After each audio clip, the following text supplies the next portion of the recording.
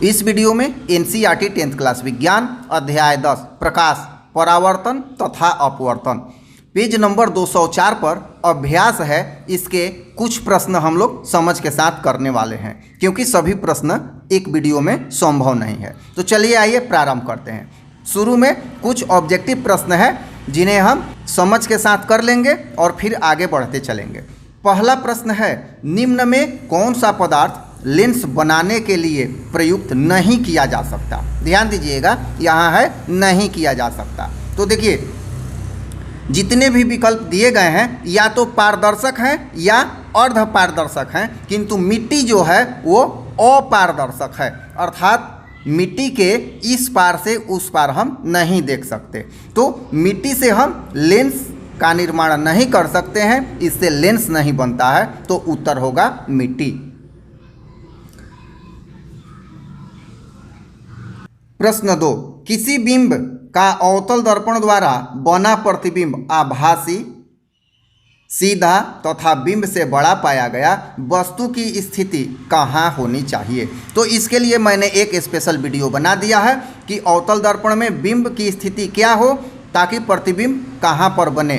तो उसे आप जरूर देखिएगा। उत्तर होगा जब वस्तु को अवतल दर्पण के मुख्य फोकस और ध्रुव के बीच रखा जाता है तब वस्तु का प्रतिबिंब आभासी, सीधा तथा आवर्धित बनता है। केवल यही एक पॉइंट है जो मुख्य फोकस और ध्रुव के बीच है, बाकी सब में वस्तु का फिगर उल्टा बनता है।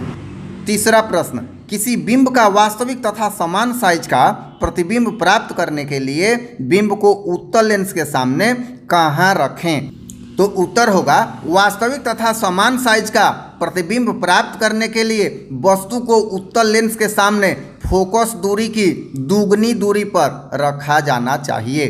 ध्यान दीजिएगा, फोकस दूरी के दुगनी दूरी पर रखने पर वस्तु का प्रतिबिंब उसी के समान बनता है। तो यहाँ यही वाला विकल्प सही होगा। चौथा नंबर प्रश्न, किसी गोलीय दर्पण तथा किसी पतले गोलीय लेंस दोनों की फोकस दूरियां -15 सेंटीमीटर है। दर्पण तथा लेंस संभवतः हैं। तो देखिए यहाँ ऋणात्मक है, तो ऋणात्मक क्या होता है? अवतल। तो उत्तर होगा लेंस तथा दर्पण दोनों की फोकस दूरियां ऋणात्मक है, अतः दोनों ही अवतल होंगे। उत्तर होगा अवतल होंगे। पांचवा नंबर प्रश्न, किसी दर्पण से आप चाहे कितनी ही दूरी पर खड़े हो आपका प्रतिबिंब सदैव सीधा प्रतीत होता है, संभवतः दर्पण है। प्रश्न समझ रहे होंगे। उत्तर देखते हैं। उत्तल अथवा समतल। उत्तल जो साइड मिरर में प्रयुक्त होता है, समतल जिसे हम सामान्य व्यवहार में लाते हैं। दर्पण में किसी भी दूरी पर हो प्रतिबिंब सदैव सीधा ही बनता है। तो ये विकल्प सही होगा। छठा नंबर प्रश्न, किसी शब्दकोश में पाए गए छोटे अक्षरों को पढ़ते समय आप निम्न में से कौन सा लेंस पसंद करेंगे। यहाँ भी विकल्प दिया हुआ है, तो इसमें से सही विकल्प होगा हमें शब्दकोश के बहुत छोटे अक्षरों को पढ़ना है, इसलिए उत्तल लेंस की क्षमता अधिक होनी चाहिए। इसके लिए 5 सेंटीमीटर फोकस दूरी का उत्तल लेंस प्रयुक्त होगा।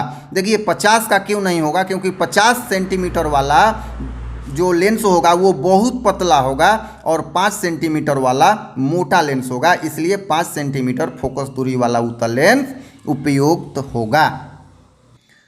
प्रश्न नंबर 7, 15 सेंटीमीटर फोकस दूरी के एक अवतल दर्पण का उपयोग करके हम किसी बिंब का सीधा प्रतिबिंब बनाना चाहते हैं। ध्यान दीजिएगा, बिंब का मतलब वस्तु होता है। बिंब का दर्पण से दूरी का परिसर क्या होना चाहिए? प्रतिबिंब की प्रकृति कैसी है?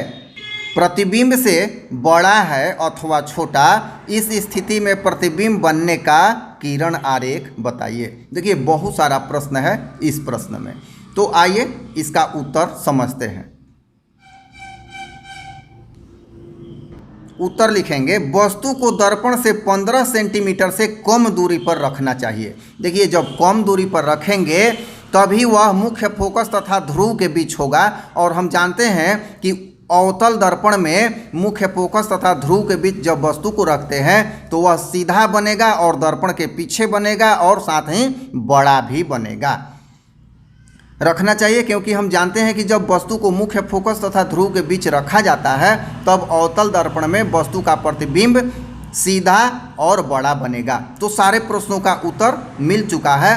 बात है किरण आरेख की, तो ये है अवतल दर्पण और यहाँ देखिए फोकस है ये एफ, और ये एफ और पी के बीच की दूरी को फोकस दूरी कहते हैं। तो यहाँ एफ के अंदर ही कहीं वस्तु को रखा जाए, तो यहाँ वस्तु को रखा गया है, तो इसका आवर्धित प्रतिबिंब यहाँ पीछे बन रहा है। तो इसकी लंबाई और इसके लंबाई में अंतर है, इससे ये बड़ा बन रहा है। तो ये इसका परिपथ आरेख होगा। 8वां नंबर प्रश्न, निम्न स्थितियों में प्रयुक्त दर्पण का प्रकार बताइए। देखिए इसमें 3 प्रश्न दिया है। तो ए नंबर है किसी कार का अग्रदीप, मतलब कौन सा दर्पण प्रयुक्त होता है। उत्तर लिखेंगे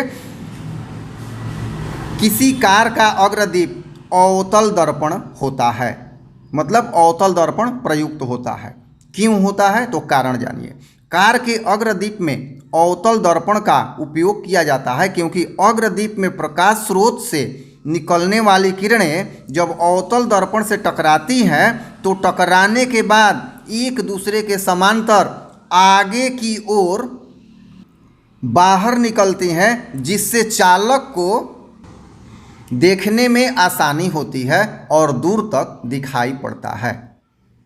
बी नंबर प्रश्न, किसी वाहन का पार्श्व पश्च दृश्य दर्पण, मतलब इसमें कौन सा दर्पण प्रयोग होता है। इसे साइड मिरर के नाम से हम लोग जानते हैं। तो किसी वाहन के पार्श्व पश्च दृश्य दर्पण में उत्तल दर्पण का उपयोग होता है। क्यों होता है?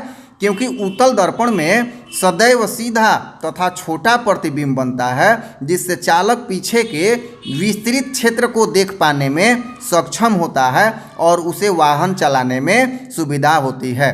प्रतिबिंब छोटा छोटा जब बनेगा तो जाहिर है कि पीछे का विस्तृत क्षेत्र दिखाई देगा और चालक आगे तो देख ही रहा है स्वयं से, पीछे भी अधिक क्षेत्र उसको दिखाई देगा। तीसरा प्रश्न है सौर भट्ठी, मतलब सौर भट्ठी में कौन सा दर्पण प्रयोग होता है।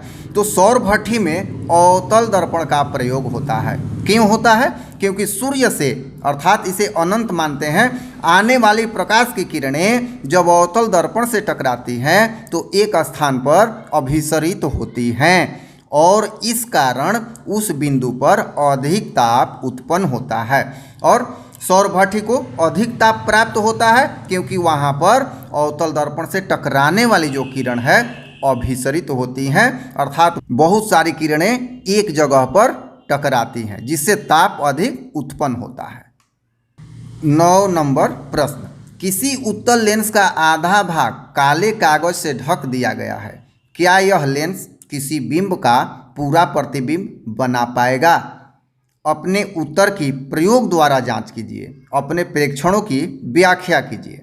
देखिए उत्तर, देखिए ये प्रश्न बड़ा ही महत्वपूर्ण है और हो सकता है कि आपके सोच के प्रतिकूल इसका उत्तर हो। तो पहली स्थिति समझते हैं। तो पहली स्थिति में हम लेंस के ऊपर के आधे भाग को ढक रहे हैं, तब क्या होगा? यहाँ पे वस्तु है, यहाँ से प्रकाश की बहुत सारी किरणें निकलेगी, लेकिन प्रतिबिंब को दिखाने के लिए हम 2 या 3 किरण को ले लेते हैं। एक यहाँ जो केंद्र से होकर जाएगी तो ये सीधी चली जाएगी और ये दर्पण से टकराने के बाद यहाँ से मुड़ जाएगी, जहाँ कटेगी वहाँ प्रतिबिंब बनेगा। तो देखिए अगर आधा भाग ढक दिया जाए तो भी प्रतिबिंब यहाँ पे पूर्ण ही बनेगा, किंतु होगा क्या कि अब आधे भाग से ऊपर जो प्रकाश पुंज टकरा रहा है वो नीचे नहीं आ पाएगा।